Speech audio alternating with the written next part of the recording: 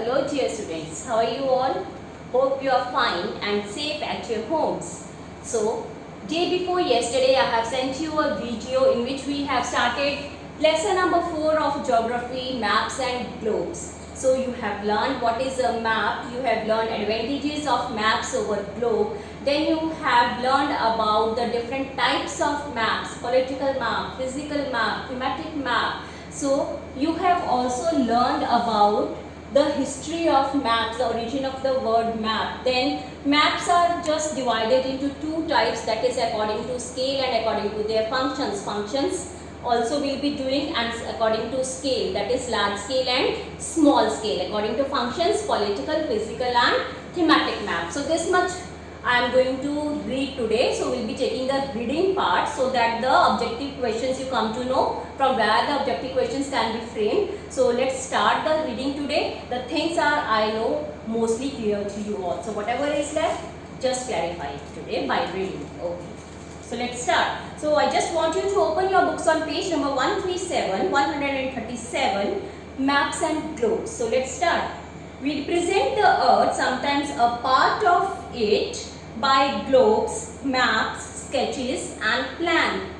So what are the different methods by which we represent the earth or a part of it sometimes is represented? Through the help of maps, globes, although we have done about globes in chapter number 2. So you all know globes, sketches and plans. Each of these representations have various advantages and disadvantages. So no device is perfect, they have their own merits and demerits.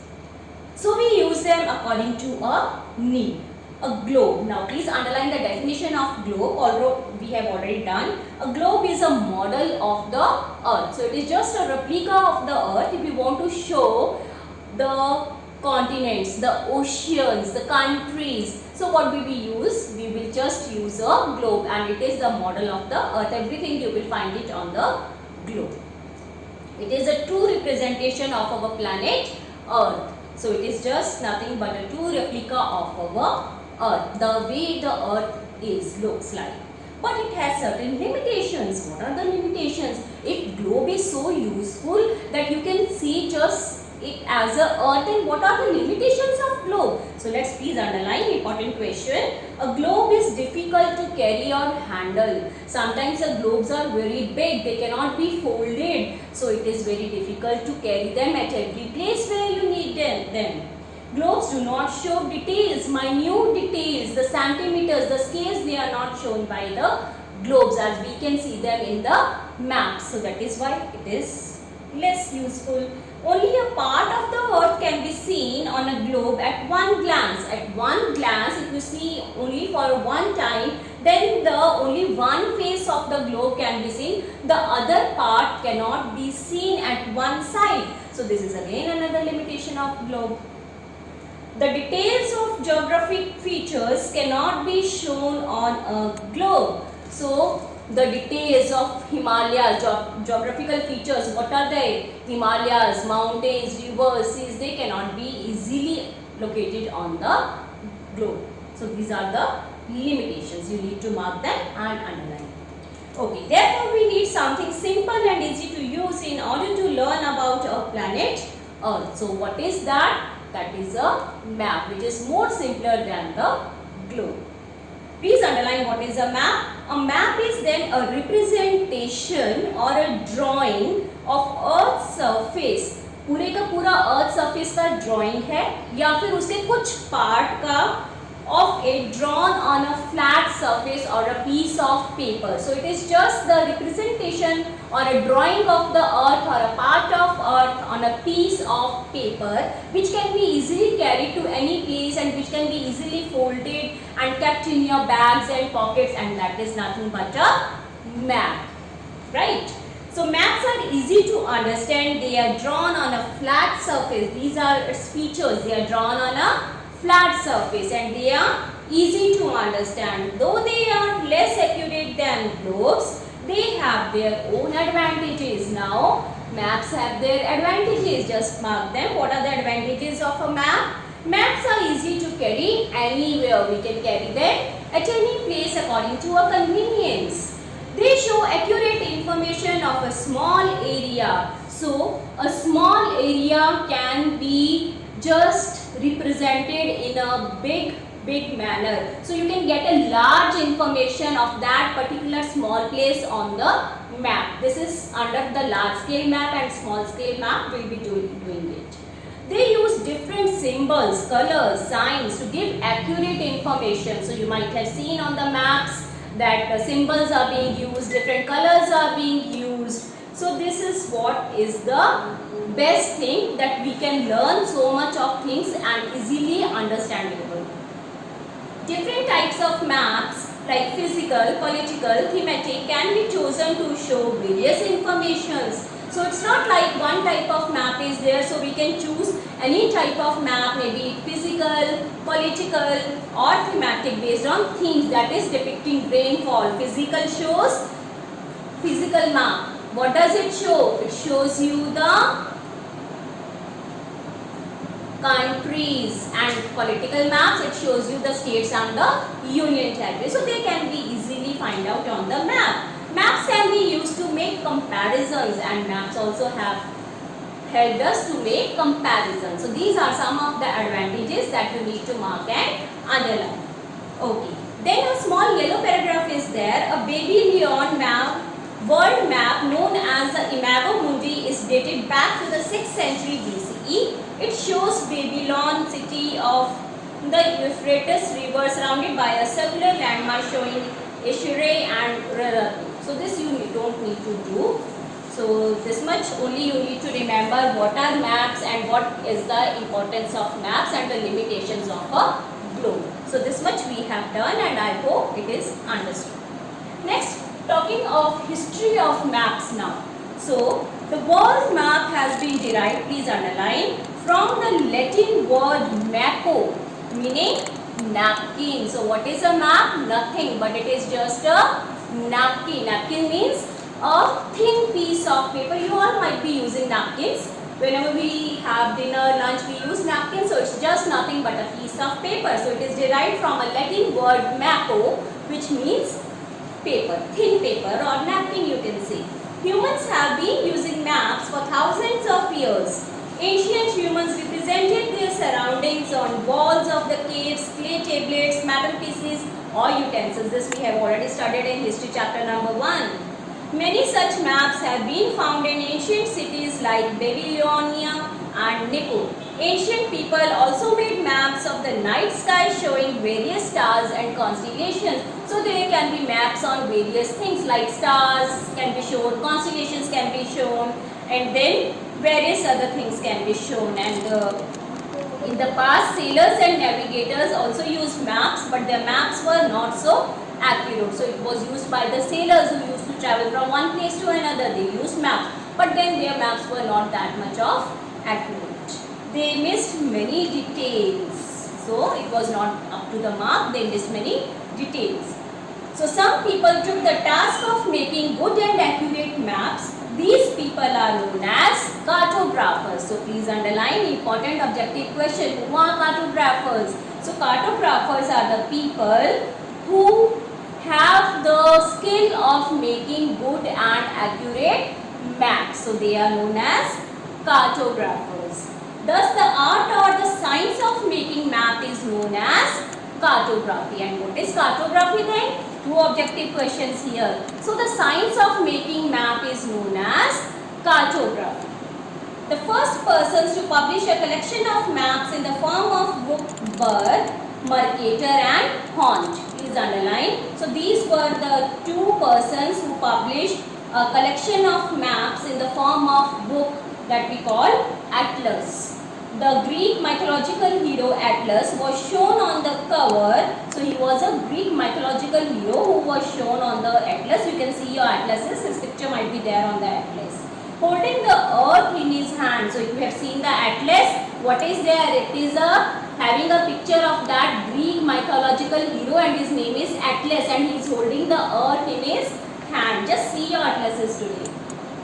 Thereafter, a book of maps came to be known as Atlas. So again, important objective question, what is Atlas? Atlas is nothing but it is a book of maps, maybe physical map of India, maybe physical or political map of India or China or world map, Asia, all the world maps and the domestic maps you will be finding over there.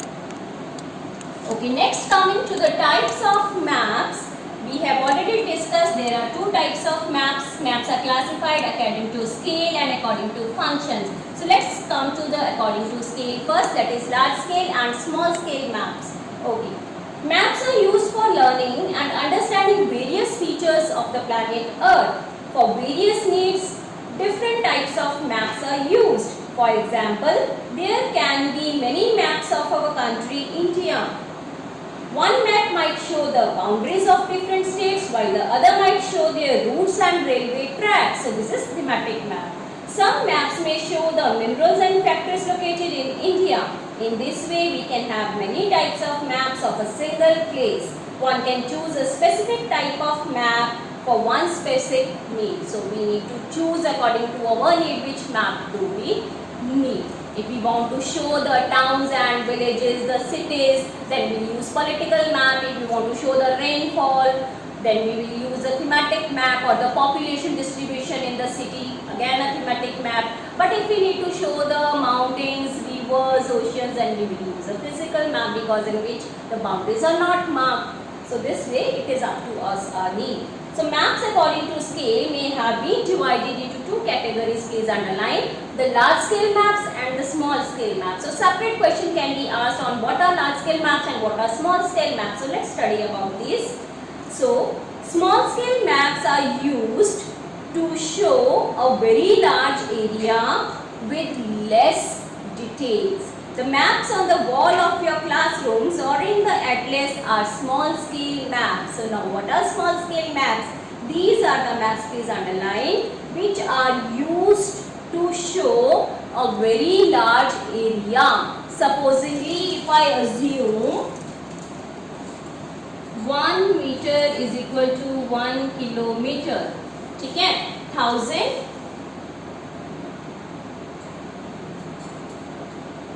100 kilometres, ठीक है.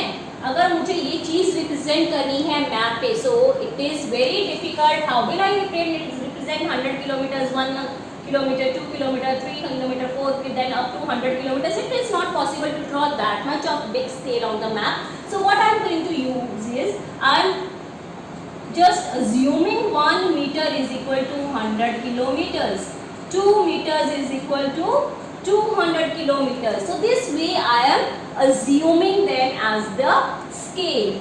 So this is what? This is small scale maps. Scales are small. You will see the scales are drawn on the maps. So it will be the boundaries that they are showing in the just the outside boundary of the map. If you will see the scales over there. And scales are very important feature of maps. Every map will have a scale. So it is either a large scale or a small scale. So a small scale map is nothing but it shows a very large area like 100 kilometers, 200 kilometers. So it's not possible to draw 100 kilometers on the scale, but then we assume it as that 1 meter represents 100 kilometers and 2 meters represents 200 kilometers. So this way we can represent a large area with a small scale on a map, and this is known as small scale map. So the opposite of it is large scale map. So let's see what it is. Underline, these maps are used to show a very small area with great detail. So in this, great information can be represented about a small area. The guide maps of cities used by tourists and the layout maps are the examples, please underline, of villages and towns are large scale maps. They contain many details about various landmarks, for example, hospitals, railway stations and roads. So as compared to small scale map, what is a large scale map? Here the scale is small, but in the large scale map, what we use? The scale is big. So we can use a larger scale to represent a small amount of information for that particular area, maybe a hospital, maybe about the road, maybe about the school. So that is your large scale map. The scales are here very large as compared to this. So this type of scale is a small scale, but when we take a large scale, then we can say 10 kilometers, 20 kilometers, then 30 kilometers. So this way large scales can be used, and it shows a very small area but having a great detail, because if a small area will be explained, then it can be explained in a great detail on this large scale. Okay? So next we have functions. According to functions, what is this? According to functions, map can be classified into three, that is political, physical and thematic. So again, what is it? You will have a separate question on the three. So let's see physical maps first. Okay, they show various landforms like mountains, valleys, plains, rivers, plateaus and oceans. So please underline, whenever you need to show your mountains, valleys, plains, rivers, what you need to use? You need to use a physical map. So when I give you a homework to complete the map work, you sometimes ask me, ma'am, ये वाला कहाँ पे करना है? Whether I should use a physical map or a political map. So I always say you that if you need to draw mountains and rivers, then you have to use a physical map. Whereas if you need to mention the cities, towns, villages or any country, then you have to use a political map. So let's underline. These maps help in planning of cities and colonies, for building roads and dams and for establishing railway lines. Then political map. These maps shows countries, states, capitals and important cities and towns. So political maps, we always show the cities, towns, villages, countries, capitals and states. These maps help in the study of different types of cultural, historical and economic activities. Next and the last one is thematic map. Now what is thematic map? Thematic comes from the word theme, special theme. So it is very simple. These maps focus on the particular feature like climate, agriculture, rainfall, population distribution, minerals and industry. So if we talk of a particular theme, if we need to discuss the industries in that particular region or the climate of that city, particular place, then we will take the thematic map. Every thematic map has a title according to the information on the map.